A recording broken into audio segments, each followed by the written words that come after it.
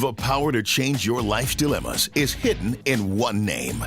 The reason that what I need from God many times is not responding to me is because I'm praying or speaking to it as though it has a choice. If I understand God, he didn't like what he was looking at, and he changed it. He didn't take no back talk except for yes. Stop letting your problems sass. Don't underestimate the power in you. You can make the shift. You've been created to change what you don't like that you're looking at. You got too much power to be casual. Problem is you don't know it. Everywhere you go, a shift has to occur. It depends on what comes out of your mouth. Shift your life into divine gear. Make this life-altering series yours now when you write us. Visit our website or call 1-800-591-8480. Somebody shout shift. What if you could make one decision to unleash everything great in your life? Would you do it? Would you say yes?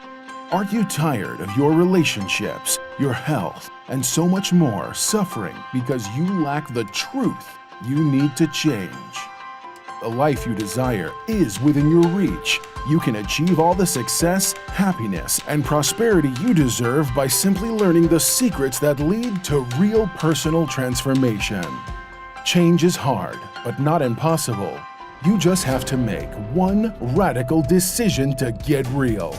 And there's no better authority on the real steps to change than David G. Evans. Some men trust in chariots. Some men trust in horses. But we will trust in the Lord. David G. Evans is leading the charge to bring you the power to change your life. He is committed to the mission of helping you transform and become a person of power, and it starts with his all-new system to change your situation. At the centerpiece of this life-altering collection is David Evans' groundbreaking training course. From ridiculous to radical to real, this means war. In this series, you will discover the steps to change. This series includes 2 powerful messages, each on winning the battle in your mind and cultivating a language of faith. That's 4 messages, 4 power-filled hours of material. If you want a better marriage, this series has the answers. If you want to achieve financial independence God's way, the secrets in this series will empower you to make it happen. If you want a life of power, anointing, and influence, this series will show you how to get it, and there's more. You're looking for serious, immediate results. So Bishop Evans will also include one of his best-selling messages called Weapon of Warfare.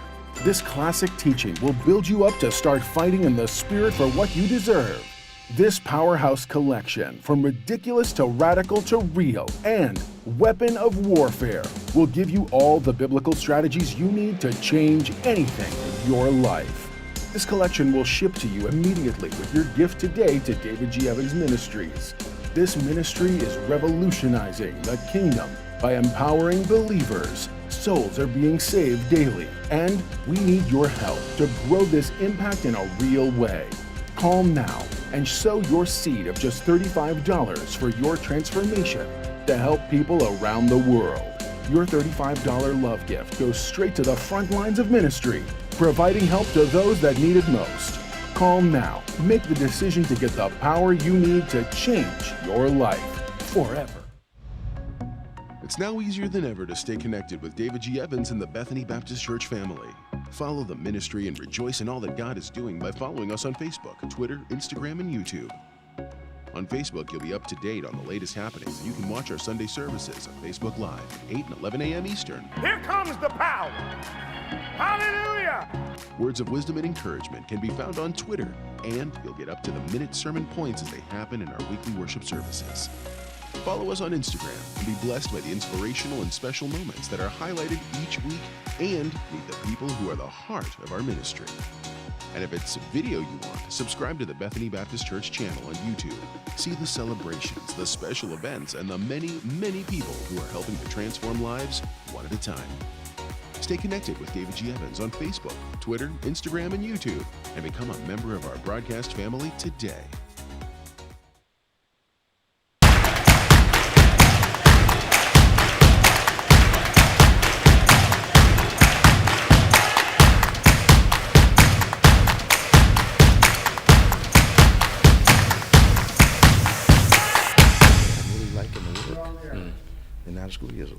good. Yeah. Hey, y'all. Hello, how are you? We're having a parental conversation. Welcome to OnPointe, the number one. Let me get my radio voice on. Welcome to OnPointe, the number one Saturday morning Christian-based call-in talk show in America, live every Saturday morning from 9 a.m. to 10 a.m. on any smart device at David G. Evans 1 worldwide. You can give us a call today. We'd love to hear your opinions about those things that relate to religion, that relates to faith, culture, kingdom, sports, and politics. Love to have those discussions with you today, but always from a Kingdom of God perspective. 866-743-8267, 866-743-8267 is the call. 866-74-EVANS, toll free from around the world. Give us a call today. Of course, joining us once again is our world famous co-host, Reverend Nicholas A. Smith, Executive Pastor, Bethany Ministries. We're so glad that you are with us. What's happening, man? I'm well. Ready to keep going. Driving service. Yeah. I thought it was going to rain again, man. I woke up this morning, I was a little, what? Yeah. It's chilly out there. It might get up to, it's up to 70 now, 68. Yeah, but I've still got my coat. I ain't trusting. Doc, I'm not trusting it. You know you don't have to tell me. I got my hat, my coat. I got my hat. I'm carrying my jacket. They can laugh all they want. Yep. You know, I've been doing that for years. I'll take the ridicule. Yep. And stay warm. I know that's right. So, a lot of interesting things happening in the world this week. The Justice Department has decided to fight voting restriction bills. What took them so long? I don't know why it took them so long, but I just know I think they're still trying to work out the whole states' rights versus what they have jurisdiction over. Is it that could they taken their time had anything to do with federal law as it relates to something like voting would trump state law? That's what I think that's the mix of people are trying to figure out. Okay. Is how far can a state go and what can a federal government I think do? the federal government actually sets the national rules for voting. And then states can do some minor stuff. Yeah, but they can't do what they're doing now. Yeah. I mean, the federal government can jump in and say, look, like the Voting Rights Act, we got to make it fair across the board for everybody. That's right. But then some states can say, well, give everybody a chance to vote, but we can still close down X amount of facilities. Well, no, I think they're going to. I think the Justice Department is going to focus on anything that restricts the right for anyone to vote. Yeah. But what's kind of blowing my mind about this is that the very things, I don't know who's at the wheel with the Republican Party. They're continuing to make decisions that in the long run, are not going to be productive for. Yeah. If you restrict mail-in voting, it's not just black people. It's seniors, it's white folk, it's rural folk. They're hurting their own base. Yeah, it doesn't make any sense. All them seniors in Florida that mail in vote all the time. What happens to them? I think they're trying to do these. Arizona's the same way. They say mail-in voting is extremely high. It is. Yeah. I think they're just trying to make silly statements, like with critical race theory. For what purpose, though? With this, just to make a statement to feed their bases crazy thoughts, crazy opinions. Yeah. So they'll use something like critical race theory that's not taught in most schools and trying to ban it when it's not really taught at most places.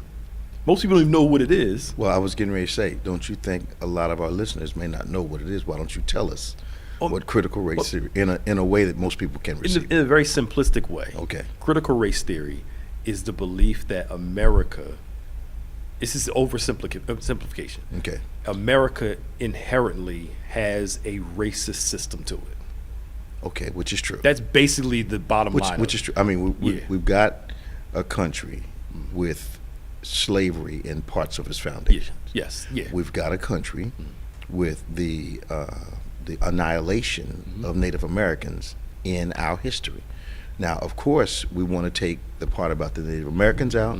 We want to take the part about slavery out because we don't want to acknowledge or confront that is a part of America's history. Yeah. Now, we don't have a problem bringing into our history when we've flown, sailed to other countries and defeated them on their own ground. We have no problem with that. That's American pride, yes. But when it comes to our homeland, there's this angst about admitting that racist policies have been a part of who we are. Absolutely.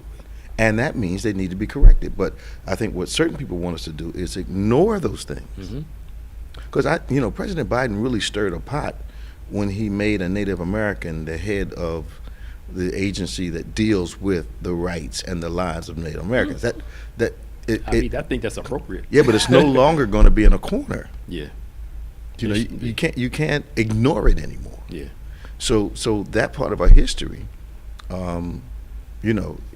it's mentioned in history books, but not in the way that it really happened. No, not at all. Because we were the treaty breakers. And slavery is mentioned. But not real the heart of it, what it was and what it was all about. No, not at all. They're not gonna put in a history book for education that the electoral system was built on satisfying the southern states. Yeah. Because they didn't have enough people, so they were allowed to use property as security for the vote. I mean, yeah. And that property happened to be slaves. Slave, yeah, people, three-fifths of a person. Now watch this. The term chattel mortgage was still being used when I was in banking in the 80s and the 90s. Okay. Chattel mortgage was still something being used. Interesting. And because then I did not know the completeness of my history, I saw it on documents. Yeah. And didn't know what it was I was signing. Yeah. That's interesting. But chattel was slaves. Yeah. Yeah. Oh yeah. Yeah. I think it's still the way it is. As African Americans, Native Americans, whoever, of a minority culture, we have to be the main ones teaching our kids about our history, because the school system's not going to do it. Yeah. And I remember growing up, we just learned about Jesse Owens, Martin Luther King, so the basics of people. It wasn't until we got older and either took some classes on our own, or people just sat us down and said, let's have a real conversation Let's about talk what's about going it. on. Or you had a family that was really keen on preserving and relating the history of the family food. I wonder sometimes why it is that points of view, religion, politics, race, gender equality, why it is that people are so easily offended. And I think I might have a clue. If I am either ignoring the negative parts of my reality, or I'm not versed in the history of what I say I believe, we tend to respond with aggression and negativity when those positions in our minds are challenged. Right. Yeah. And now as you brought it up, it could be just me, but if we have a conversation along what you just said about slavery, and there's a bunch of Caucasians there, we're not directly blaming the present people for what past people did. Yeah. Because we're having a conversation about something that happened hundreds of years ago. Now, if we start getting into, are these individuals upholding a race system presently? Right. Then it's about them. So I hear people say, well, I shouldn't have to apologize for my ancestors did. Nobody's saying you have to. Nobody is asking you to apologize. Just acknowledge what happened. But the reaction to me indicates there is a connection psychologically, emotionally to that part of history that they'd rather not deal with. I remember the controversy when Roots came, when it was broadcasting, and it was, that mini-series. It wasn't a mini-series, it was a series on TV. Yeah. And my coworkers at the bank were coming in, and many of them were unaware. And one young lady named Kathy, she walked up to me, she said, I've never been so ashamed in my life that my ancestors had this mindset. Yeah. And so she wasn't taking responsibility, but she was not ignoring it, and she wasn't proud of that part of our history, but it was still a part of our history. If slavery is a part of our history, then enslavement is a part of those who were enslaving people, is a part of theirs. Yeah. And it's just acknowledge it, and let's work on fixing it. Let's work on fixing it. And the problem is that most people know that some of those conditions still exist. Yeah. I mean, it's not like it was that long ago. No. That, you figure you're 69, you figure your great-grandparents probably were slaves, if they lived in the South. Oh, yeah. Oh, yeah. You know what I'm saying? Oh, yeah. That's not even that far removed from no. your present history. I can tell you that I worked my way through college at a very well-known company in Pennsylvania, Philadelphia. And I can tell you, I went in there in 1960. 67. And the locker room had just become integrated in 1960. The men's room on the 5th floor used to be the locker room for the minority men. And that was in the late 50s, early 60s. The transition was made, and this company is sitting in the heart of North Philadelphia. I'm just saying. I mean, people act like this stuff is so far removed.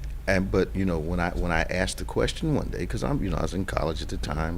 Was in college, graduated from high school, went to college, still kept my job, and I asked, and it made everybody so uncomfortable because they had been there during the time when the discrimination was happening. Yeah. And it was the protest without much support of the minority people in the company that got the locker room changed to downstairs. Wow. The effects of slavery and racism. People say, well, the effects of slavery is not here anymore. That's a lie. It's not true. This is not true. It is not true. The psychological effects and all those emotional effects and the institutional effects, especially when they've learned how to change how they do slavery. Well, rather than really eliminate it. Let's be real here. It's become more sophisticated. Yeah. And the outward oppression now has turned to a corporate oppression. Yeah. I've related maybe once or twice during the time we've been doing this radio program that racism was so prevalent in the corporate setting that one of the banks I worked for, sitting on the executive committee, the executives of the bank sat quietly whilst one of my coworkers insulted me ethnically, ethically, and anthropologically. And they all sat there. And my first reaction was, okay, which one of my superiors who I'm making look good is going to say anything? And they thought it was amusing and acceptable at the same time. And it was back then, before then, that I had decided that I was not going to trade my integrity for a position. And that day I was calm about it, but I responded, and it did upset the entire bank, and it did get to the CEO as to what happened, and not from my execs. It got there through the secretaries. Okay. At the time, they called them secretaries, through the administrative assistants. That's how it got to the CEO. And that's how I had the conversation with the CEO. Okay. Not from my bosses. Yeah. Because they were willing to just let it go. Yeah. Yeah. And they're okay. And I saw some slight amusement on their faces. You got their club. Now you're in their club. I wasn't really in the club. I mean, you were present. Yeah. Your body was there. I was in the room. But they didn't want you. Yeah. The problem is they could not find a way to combat my productivity. Yep. And I've been telling people for the last 50 years that where there is racism, you must have a position that is objectively measured. Subjectively measured positions leave you open to a whole lot of interpretations. But when numbers tell you the deed, reveal the deed of your productivity, reveal the depth of it, you have a greater chance of making it happen. Yeah. Because the numbers don't lie. Yep. And one thing I know about some wealthy folk, they care about green more than brown skin, white skin, Asian skin. They may not have liked me, but they loved what I was doing for every bank I worked for. Absolutely. Yeah. But let's even talk about home ownership. Yeah. The redlining, for those who know redlining, that is basically the practice of keeping African Americans from owning homes. And I remember you talked a couple stories about not giving. I saw it happen. Yeah, not that, and not giving money to business owners. The biggest wealth transfer for most people is property. That's right. But if a lot of black folk can't get properties because they're being kept from it, what do we have to transfer? I mean, let's be realistic here. That's not just isolated to a few situations. When in the 60s and the 70s somewhat, black folk had to send a white person to go look at the house for them. And then the black person show up at the closing table to sign the papers. I had a customer who was an aero defense inventor, had a plant in Trenton, and he was a customer. And I could not bring him to the bank until it was time to sign the papers. Okay. Because of the atmosphere I was working in, I knew they would find a way to torpedo this guy. Now you got to remember, this elderly black man had millions of dollars in our bank, and he went to the bank to cash a check, and the teller would not cash it. So he called me. I had the teller fired on the spot. Told the branch manager, "Don't ever let it happen again, or you're going to." And that altercation didn't get back to the executive part of the bank because it sounded like a normal dust up over it, what they were used to it. Yeah. It's just this time the African American man Yeah. was the guy that invented the thing in the missile that makes it fly over the ground like this without hitting the ground, over the water. Yeah. Well, this guy invented the thing. Okay. And he had this plant, a nondescript plant in Trenton, New Jersey. And he had to have a white vice president represent his company in the initial parts of it. I said, "I need you to wait until it's time." Yeah. Well, when he walked in, gray hair, cane, well, who's this guy? Oh, this is Mr. So-and-so. Yeah. And the president said, "This is my boss." And they didn't want to turn the money down. It was one of the biggest contracts, one of the biggest loans that had ever been secured by the bank in that city. And this guy, you didn't know. When you walked in, it looked like something from a science fiction movie. Everybody's in white hoods and goggles, and, looking through these magnifiers and putting these things together, this IBM or BCM, whatever they called it. I can't remember what it was right now, but he was, I was amazed. But when I was at Lincoln, I didn't know that the guy who invented the bacterial warfare stuff was an African American man. See? And he's a Lincoln graduate. Yeah. See? Stuff like that, we have no clue. No, so he's sitting on the board, and one day I started asking questions, and they said, "Oh, you don't know him," and they started telling me who this guy was. He continually is called by the Department of Defense and the National Health Organization to consult for things that have to do with bacterial interaction between nations. Jeez, but that's that kind of stuff. We have to be sticklers on, because they're already in Texas trying to train slaves to interns. That's ridiculous. And those kind of things. That's ridiculous. And we have to make sure that we realistically feed our children. Well, we've got to stuff. expose them to both sides of the history. Yeah. Not just the opportunity that America brings, but what you have to overcome in order to be successful in the country. And that's just normal. But now, unfortunately, some of my Caucasian friends are not educating their children as it relates to the discrimination, quote unquote, that they're starting to feel and what it's all about. They're turning it into a hate thing when this is how you overcome this. This is what you have to do. You no longer get it simply because you walk in the door. They're not showing them that. Just like a valedictorian, person of color, is not automatically guaranteed the job because they're the valedictorian. Speaking of, this thing came out last night. Okay. I'm gonna research it some more to confirm. Okay. 2 young black girls. One was Georgia or Alabama? It's somewhere down Alabama. south, where they brought the two Alabama. the two black girls. Were Valedictorian, salutatorian. Yeah. And then the white parents protested. Yep. And he added 2 other white kids. Now, the crazy thing is the black girls were in all AP classes, all honors classes. The 2 white girls, white kids, were just in regular classes. And all of a sudden, showing we have to work harder, prove more, just to be equal. Well, and I think the problem, they changed from GPA to QPA. Okay. Quality grade point average. And that's how they justified the other 2 ladies, the boy and the girl.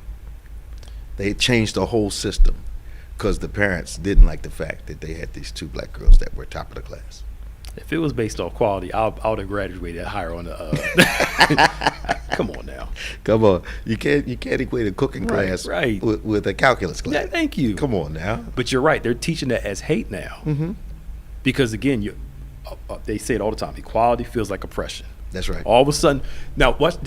To me, when they say we're being discriminated against, that meant that you were okay but everybody else being discriminated That's right. against. Now, when things are fair, you have an issue, but you are quiet. Fair doesn't feel fair to someone who is privileged. Yep. And you knew these groups over here weren't getting fair treatment. Yeah. Man, we deep diving on politics today and culture. It's good. 866-743-8267, 866-743-8267. We love to hear what you have to say about this particular conversation and those things that you have on your mind that you wanted to talk to us about today. Let's go to Tom from Fort Lauderdale. Good morning, Tom. How you doing?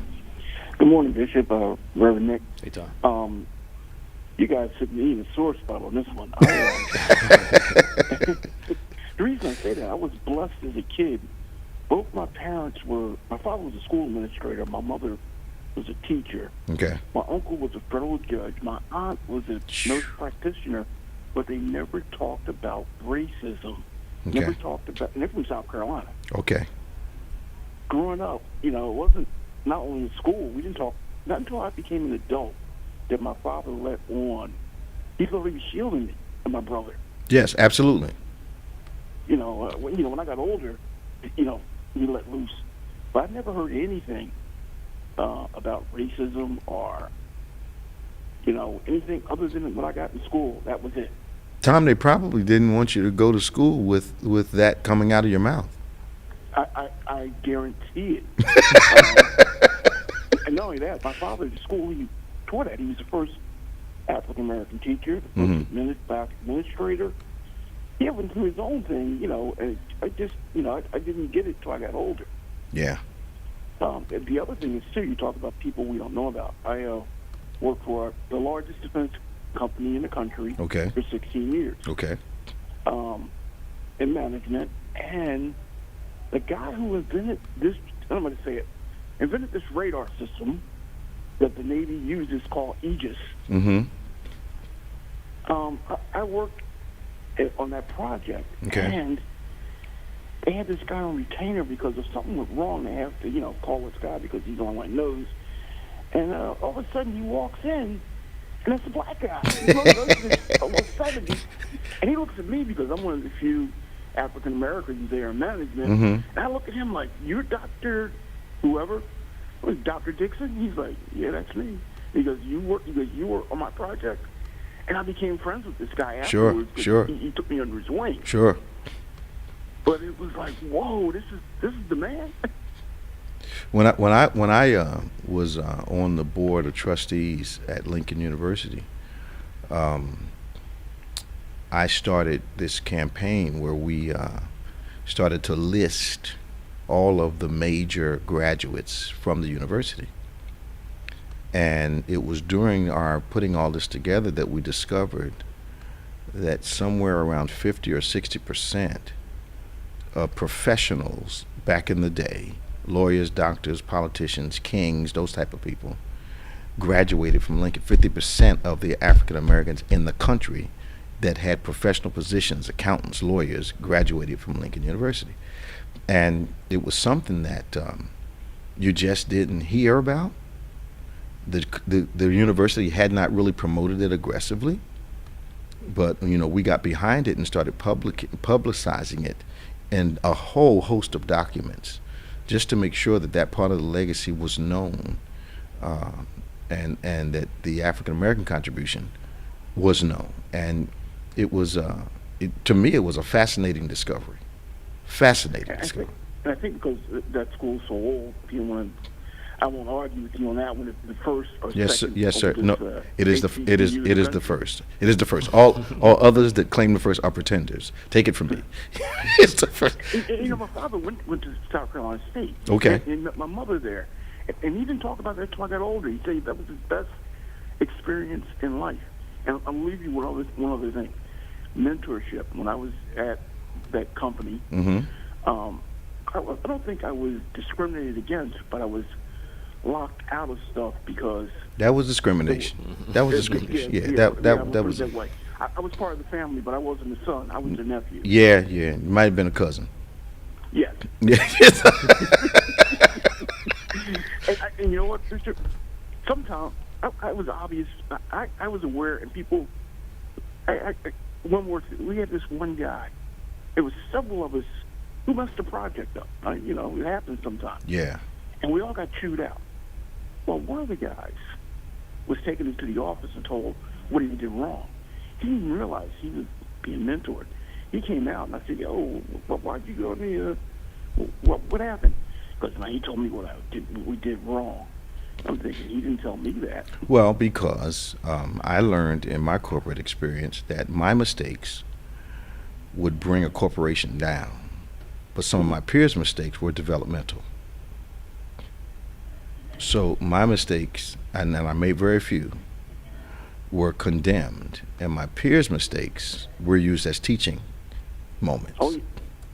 You know, so it was there was a different way. But the thing that I want people to understand is that if you are in a situation where you think you're expected to do twice the work to make the grade, your employer is inadvertently creating a Frankenstein that he will not be able to stop.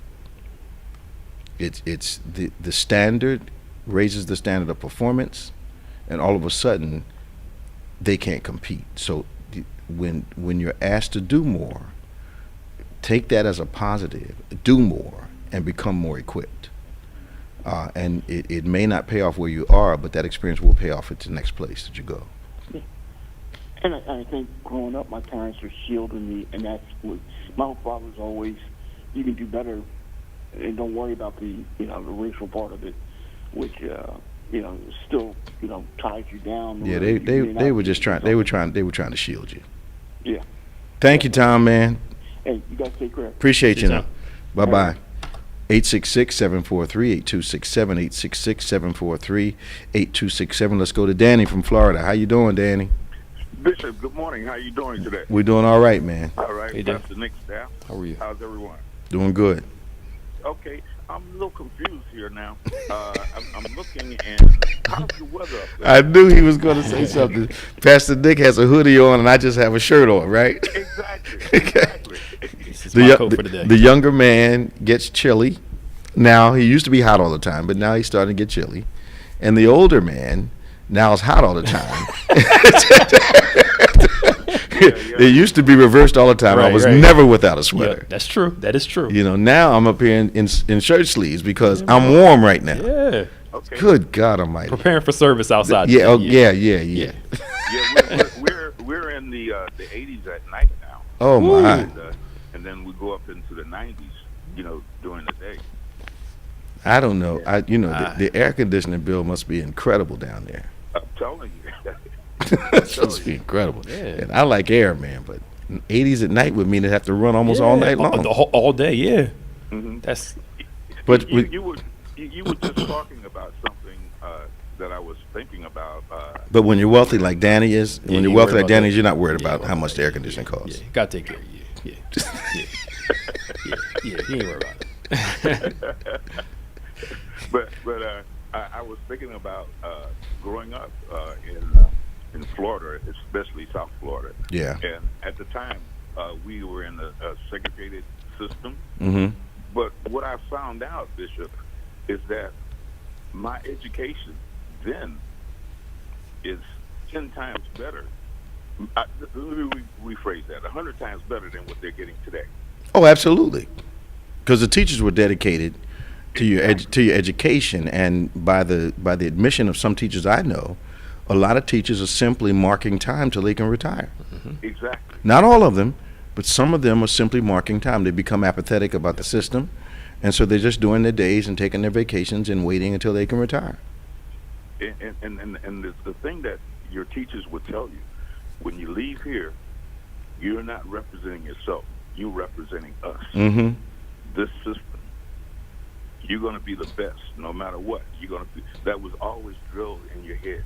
We didn't know that we were viewed as having a second-rate education because our teachers were so dedicated. Yeah. I had no idea. Yeah. My brother went to HBCU. He said it clearly. Some of them are easy to get in because they want the kids to enroll and get an education. Mm-hmm. He said, but it's hard to graduate because they are on you. Yeah, man. But that whole pride, they're not teaching like that anymore. Like Danny said, you're representing your whole entire race out now. Yeah. It's we had to kind of re-engage that that we're not just going to be an HBCU, we're going to be the best, one of the best top 25 colleges in the country, not just a top 25 HBCU, but a top university. And I was amazed at times at how some of the people resisted that. And we had a politician from Pennsylvania, Caucasian guy, literally say in a meeting, well, why do you want to be one of the top universities? Why not just be content? And you know, the whole room went silent because they knew I was coming for this guy. You know, and I was the chair by that time, and there was no way I was going to tolerate that kind of mindset. Sitting up and let's just try to, you know, be a college. Let's not try to be top. You know, I'm like, would you say that to a majority university? No, he wouldn't. And to add to that, and I just want to compliment you, Bishop, Pastor Nick, and staff, where you do that tour so that you are letting the graduates go and see and experience the various universities. And I really, that's great. That is great. I'm hoping that when things get safe, we can really expand that. And you know, what do we usually take? 3-4 buses?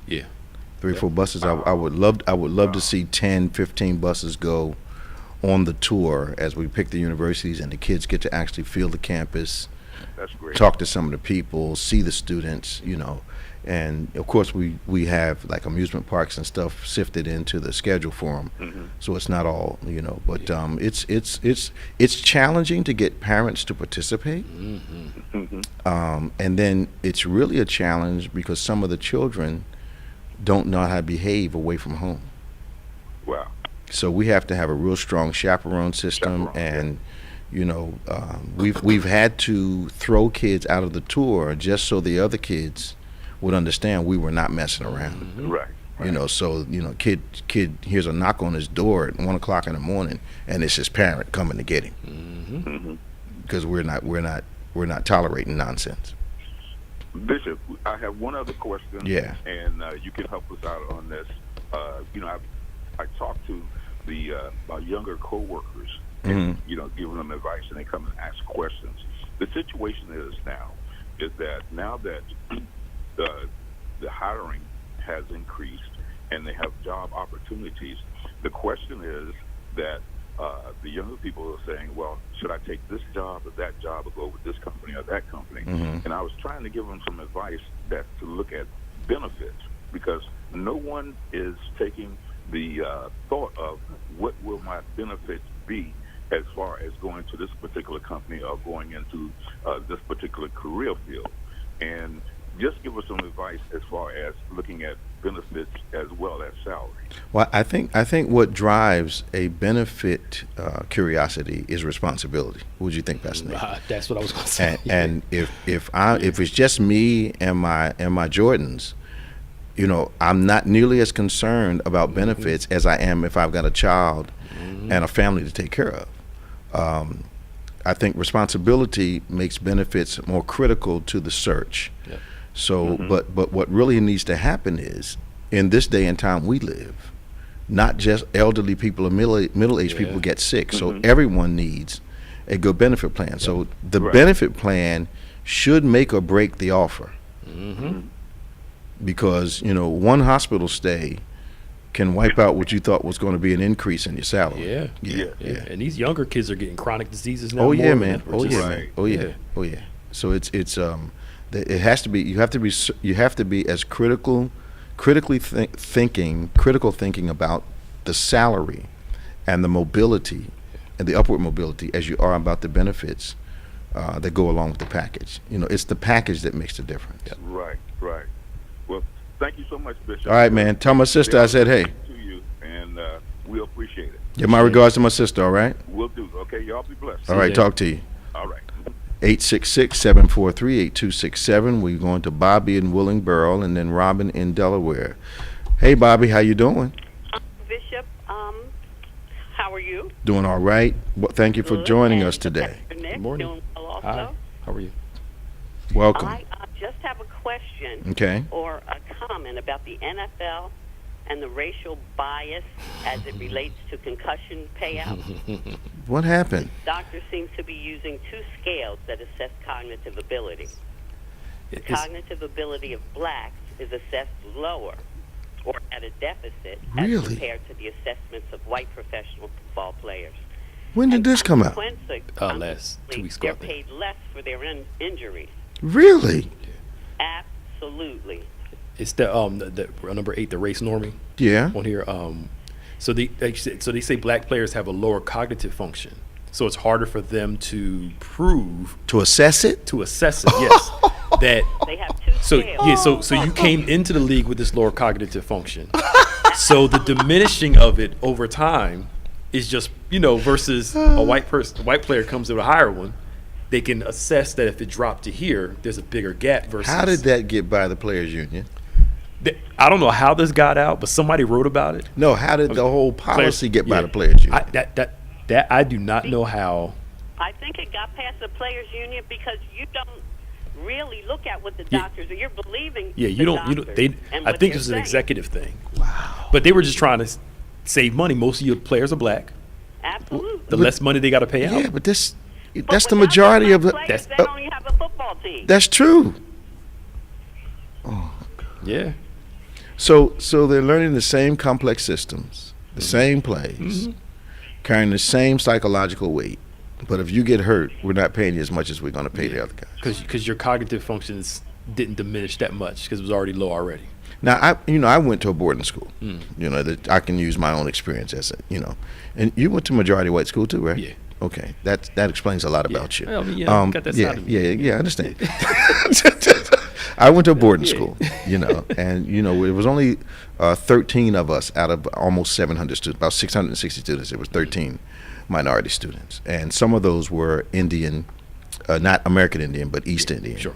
And one other person of color was there, Sharif and a couple others. But my point is that I ran into what I would call a subtle difference in that it was the first time that I had been in a situation where not all of my Caucasian classmates were intelligent. Because our classes were small, like about 20 people a shot, 16 people a shot. Your intelligence was more on display. Yep. And we had a couple guys. I can think of a couple guys that were great athletes that weren't smart at all, but were considered smart because they weren't black or brown. Yep. I remember a teacher in high school saying this. It changed my view of everything.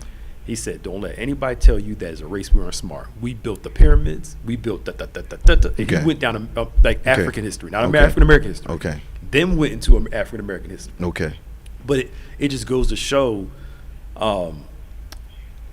just because we were slaves at one point in time, doesn't mean we didn't help build this country. From Benjamin Banneker, you wouldn't have a country without us. I'm sorry, y'all would have one, but not like the way it is. Yeah, I remember. They wouldn't have one. Yeah. They did everything. I remember my guidance counselor, Mr. Wright. That was his name, Mr. Wright, telling me when I went to have my career conversation with him, and I said, "Well, I would love to be a veterinarian." And he said, "Well, your people do better working with their hands." And had I not had a strong foundation from a home, he might have messed me up. Yep. Now it's weird. I talked about being a veterinarian, but when I signed my yearbook, I signed that I was going to be a pastor. Okay. Yeah. I don't even remember that. But it's in the yearbook. It's in black and white. Okay. That I was going to be a pastor. I'm like, wow. Yeah. So. But it amazes me how much things change and how much they stay the same. Absolutely. Now early in the 1900s, they were using head size to determine intelligence. Absolutely. Yeah. And here we are, 2021, and it's almost the same nonsense. Well, I said in a meeting in February that we have been on a journey, but we have not traveled very far. Yep. Absolutely. Yeah. Good to hear from you, Bobby. It's good to hear from you, too. Take care, Bobby. Thanks for joining Be us. blessed. Bye-bye. 866-743-8267. Trouble from Delaware is on the phone. 866-743-8267. Give us a call. Let's go to Robin from Delaware. Robin, how are you? How are you? Look, y'all know I can hear you. We caught our 1 minute, Robin. Hi, Pastor Nick. Hello. Hi. Hi, Bishop. Hello. How's everyone? Everybody's good. That's good. Our Bishop, the OG. Yeah, girl. Yeah. You need to have an OG class from these pastors so they can save more souls. Yeah, I know. If they'll listen. Yeah. Yeah, because you're real. But I just have something I want to say to you and Pastor Nick. Okay. And I have a question and I'm done. You know, you always say give people their flowers while they're here. Mm-hmm. And I want to give my hat off to you, Bishop and Pastor Nick, for all your teachings, how you helped me grow in the Word. I mean, I've been growing more and more since the pandemic because of all the messages that y'all, have and encouragement messages. And I thank God for you every day. I pray for y'all. If it wasn't for me watching when you was on TBN in 2004. Yeah. Yeah, that's when I said, you know what, I need to visit the church. I was on my way to Pastor Bernard in Philly. Yeah, Ray. Never got there. Yeah, okay. Yeah. Never got there. I don't blame you, girl. Yeah, so I just really want Ray's a friend of mine. Don't start any scandals. Ray's a friend of mine. All right, y'all listening. Don't. It wasn't shade. It's friends. All right. Oh no, right. Yeah. But I still don't blame you. Yeah, I know. But I was watching both, and I just really wanted to thank you and Pastor Nick. Pastor Nick, yes, ma'am. I hope when you finish the journey through the Psalms, have you thought about maybe doing the journey? They always got more work for you, don't right. they? Can I take a break first? Can he get finished first? Y'all always got another assignment for us. You worse than football coach. Right. I know, Let me I'm think just through some saying stuff. when you You get done. I have to. We'll be doing some stuff more. I got to have some discussion. Man, they give you a needle for the injury and send you right back in the game. Don't they just? Thank you. I know, but that's really helping. But I have a question. Okay. I've been, listening to the Bible in the car, and I was listening to something. I probably heard it before or read it, but why did Judah say to Tamar she was more righteous than he was? And then the other thing is, what is it about putting a hand under the thigh? That's a pledge. Yeah. Oh, okay. That was something. That was a personal place where a pledge was ratified. Yeah. As far as Judah and Tamar said, he was talking about the fact that she was being more real about the situation than he was. I mean, I'm condensing it into one sentence. She was more real about the situation than he was. Because he was trying to play the role and was messing up. Yeah, man. You were out there running around with a prostitute, getting your daughter-in-law pregnant. Yeah. Come on, man. Come on. Come on, man. Come on. Yeah, when you read the Bible more, that Bible's something, boy. That Bible's amazing, Doc. You said it years ago. You ain't got to watch soap operas. No, Doc. I'll just read your Bible. That Bible's full of soap operas. Man. Because it shows the real side of people. It does. Right. All right. Thank you, Robin. All right, y'all have a blessed Bye-bye. day. Love you guys. Question for you. If the Bible is so real, how did the saints become so phony? Trying to present a false image of something that they deem as acceptable and godly. Okay. That's the only assessment I have. It's okay. Also, it could be an insecurity in self. Okay. That causes a projected image of we're more saved than we are, we're more this than we are. When the reality is, most of us. I was talking to. It's one of these things I was talking about. Paul understood that, "Oh, wretched man that I am." Yes, absolutely. And there's still no condemnation. That's where my mind went. And both he lived in the tension of both. I'm a wretch undone, but yet God is not condemning me. So you're saying we can't achieve a balance? Yes, we can't achieve a balance within ourselves. Yeah. Of I'm not where I used to be. I'm not where I'm going to be, but I am in the middle of the road. Yep, absolutely. I'm leaving somewhere and going somewhere at the same time. Yep. So the balance is God is perfecting me, but I still have things that need to be perfected. Absolutely. And I don't think a lot of us can be that real with ourselves. Yep, we can't. Okay. Something you said to me years ago about how do you feel secure knowing all your wounds, all your issues, all your sins, and you said you have to remember you're not your thorn. That's right. You have one, but you're not your the thorn. Yeah. And I think a lot of people need to recognize that. We take on the recognition, or we adopt the title of the thing we're going through or the dysfunction that we have, instead of saying I have this, rather than being labeled by it. Yes. Yeah. So let me ask you a question. Okay. I would love to hear you. So some people talk about church hurt and all the stuff like that. Yeah, which I don't understand. I know. I know. Why do we lean so much on the negative of everything? So identify all the bad people that hurt us in church, or some people, that were good and something happened, and to completely ignore all the good people that have helped us in church, did all this stuff. Yep. I was telling you before, one person hurts my feelings, I can't blame the whole institution. But that's what we do. Yeah. Somebody taught me I learned how to drive from somebody in church, got clothes from people in church. I mean, why would I? Got saved in church? Why would I lump everybody into these two people? I think it's rather simple.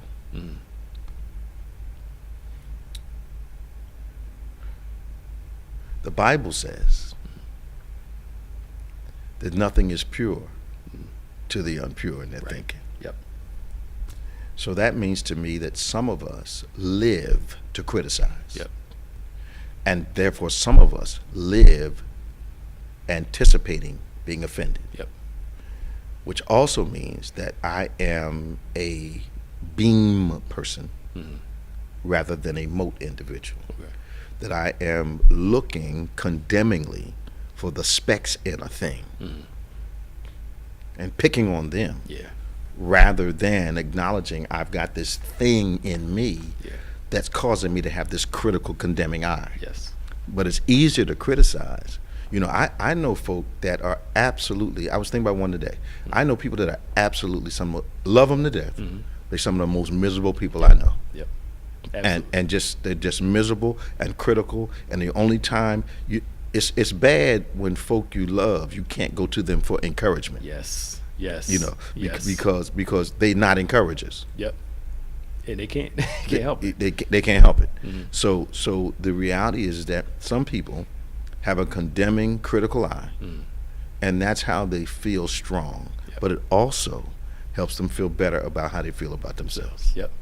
Because you can help me out here. Some of the people that I know, just like you were saying, they love talking about how I don't like how this person said this to me. Absolutely. But usually have the most insensitive language. Absolutely. When it comes to other people. Absolutely. But I didn't like the way you said it to me. But I'm allowed to say exactly how I wanted to say it to you.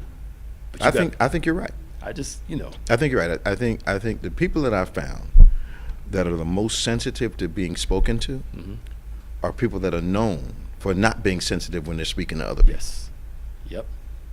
Yep. Just venomous. But they will say they're not. Absolutely. Yep. And I'm just speaking my mind. Yep. I'm just I'm just saying what I'm saying. I'm just keeping it 100. Yep. All these are excuses for immature speech, articulation, presentation. That it's all an excuse. Absolutely. And I'm learned. Well, you can probably validate this too. The folk who talk about how they got hurt usually never tell their side of the story. Oh no. In what happened. My grandchildren are famous. Children are famous. Yes. Mine too. Mommy, he hit me, she hit me. But never tell that they threw the first blow or did the first incident. Yep. Never. Well, he did. He. Or she. Well, who started it? Well, here's the problem I have. I know you have, but I've counseled adults that have the same syndrome. They'll give me a scenario, and the first question I ask them, so what did you do to cause that? Yep. Because the impression that you just gave me was this person just walked up and smacked you in the face. Yeah. What did you do to cause that action? Absolutely. And they blank for a second, like you're asking some crazy question, like, what do you mean? I want to know what you did to cause this to happen. Yep. Well, I did say and I did do. Well, why are you sitting here trying to give me an impression that this all started with them when it really started with you? Absolutely. It just in case we get some emails. We're not talking about extreme cases. Like we're talking about regular, everyday human stuff. We're not talking about Southern Baptist churches in this. What are they doing now? They are, a whole lot of sexual assaults in the church, rapes. In SBC? Yes. It's coming out in mass. Oh, my. So they got the racial issue they're dealing with. Because, Southern Baptist... Racism in the top ranks. Yes. But Southern Baptist Church was built on helping racism Oh, absolutely. Yeah. So oh yeah. In the top ranks. Yeah. And some people will say the top ranks are a reflection of the people. It's not all of them. Let's take that back. Let me take that back. Not all of them. Yeah, not all of them. But there are people coming out who there's a culture there. Yeah. Okay. One girl was raped by her youth pastor, I believe. Okay. The pastor covered it up. Okay. Protected the youth pastor and kind of just left her out there. That's not good. And now it's out now, and these different lawsuits and stuff are popping up, and some even went to jail. So, as the pastor, as a leader, I cannot sit there and blatantly disregard the victim of something like that. That makes no sense. That makes no sense. That makes no sense. I think that I remember when the Southern Baptist Church body was trying to recruit us to be a Southern Baptist church, and they came to me because I have a friend in Philly who is a Southern Baptist church, quote unquote, pastor, and they were willing to accept us as we were, except for a few things in our charismatic nature. Sure. And then, I started to have a conversation with the guy about, what I knew Southern Baptist stood for and, that kind of thing. And I said, so I'm not sure why you're here with a predominantly, at that time, African-American congregation asking me to join Southern Baptist churches. And he said, and didn't know what he was revealing to me, if you join us, we will become a legitimate state convention. Because of the number of people that we brought. But I wasn't naively going to take, and I mean, they offered a lot, you want to build, you want to do this, you want to do that, we've got money to do this, and I have a friend who took advantage of all that. And my friend said he didn't care how they felt as long as he got the money. Help us do it. But they were willing to bring us in, even though it was going to be uncomfortable for them. Because they needed to be a legitimate state convention at the time. Yeah. And that's in this building, so that's at least 20 years ago. Okay. Yeah. And you brought up something. I asked somebody, I said, because all the racism stuff that's coming up, all the Trump stuff, I asked somebody, like, why are these black pastors? Now, a lot of big pastors left Southern Baptist. Did they really? Since the Trump era. Did they? Yeah. A lot of them left. Okay. I mean, the big ones. Okay. Some of them are still there. And I was like, why are they still there knowing all the stuff they're doing? Same reason that we have guys in the faith movement. Yep. He said it. They get the resources they get. Absolutely. They can't get anywhere else. That's right. But I'm like, how do their people feel, knowing that they're associated with a group of people? That has to be weird. That's my first thought. Now, I could be wrong. How do people stay at Paula White's church and defend their foolishness? I'm just saying. How do you do it? Right. I'm just saying. And here's what I didn't understand. So since Reverend White's spiritual dad on the United States was or is, quote unquote, T.D. Jakes, was or is Duncan Williams from Africa. Okay. So she's got two African American spiritual fathers. Yet she took the positions that she took politically. That seemed like a huge contradiction to me. That recognition. Either she was undercover that whole time and hid She it? was. Okay. She All was. Right. Well, you know it better not be so. Yeah, I know it well. Okay. We got drive-in service today, 11:30 a.m. We want you to come and join us as we do part 3 of The Power of Your Confession. We want you to join us tomorrow. 8 a.m. is our first worship experience. 9:45 to 10:45 is Engage Live, which so many of you love. 11 a.m. we are back again with another Encounter worship experience. And then again, there's 10 times better at 6. So you can stay with us all day long. We'd be so glad to have you. You can email me or email us your prayer requests. It's social. That's social at gotobethany.com. Social at gotobethany.com. You can subscribe to David G. Evans 1 and BBC of NJ on YouTube. and subscribe to our DGEMS and our OnPointe podcast platforms, DGEMS, and of course OnPointe podcast platforms. As always, stay strong, stay safe, and remember, for Pastor Nick Smith, I'm Bishop David G. Evans. Remember, faith is like a thing that you've never experienced. It acts like a thing. It's so, even when it's not so. That it might be so. God bless you. I'll see you next time.